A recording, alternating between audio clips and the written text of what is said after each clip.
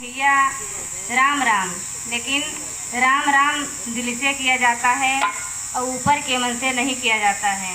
तो आइए राम को जाने, इसी के उपलक्ष्य में एक गीत मैं प्रस्तुत करने जा रही हूँ।